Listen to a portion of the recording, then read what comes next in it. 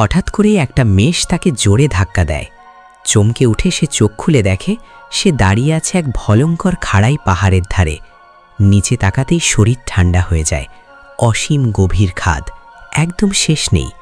উপরে তাকিয়ে দেখে তার প্যারাশুট একটা শুকনো গাছের ডালে আটকে আছে, আর পেছনের দিকটা পুরো মসৃণ পাথর।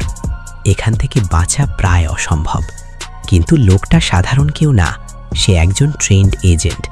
সে তাড়াতাড়ি জুতো খোলে, সেটাকে কাজে লাগিয়ে ধীরে ধীরে উপরের দিকে উঠতে শুরু করে। সব ঠিকই চলছিল। হঠাৎ করেই একটা ভরসা ভেঙে যায়। সে সোজা নিচের দিকে পড়তে শুরু করে।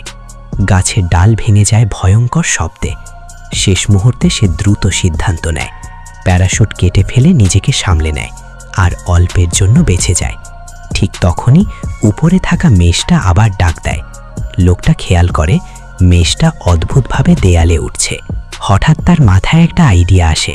সে মেষের মতো করেই ধীরে ধীরে উঠতে শুরু করে। শেষ শক্তিটুকু দিয়ে অবশেষে সে একটা ছোট প্ল্যাটফর্মে পৌঁছে যায়। কিন্তু বিপদ এখানেই শেষ না। হঠাৎ করেই প্ল্যাটফর্মটা ভেঙে পড়তে শুরু করে। সময় নষ্ট না করে সে মেষটাকে ব্যবহার করে লাফ দেয় সামনে। শেষ মুহূর্তে পাথরের কিনারা ধরে ফেলে। সে ভাবে এবার বেঁচে গেল। কিন্তু উপরে তাকাতেই আর একটা মেষ দাঁড়িয়ে আছে, চোখে আগুন নিয়ে তার দিকে তাকিয়ে। পরের মুহূর্তেই সেটা দৌড়ে এসে ধাক্কা দেয়।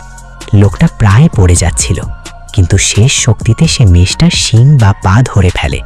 মেষটা পেছনে সরে গেলে সে সেই সুযোগে উঠে পড়ে ওপরে।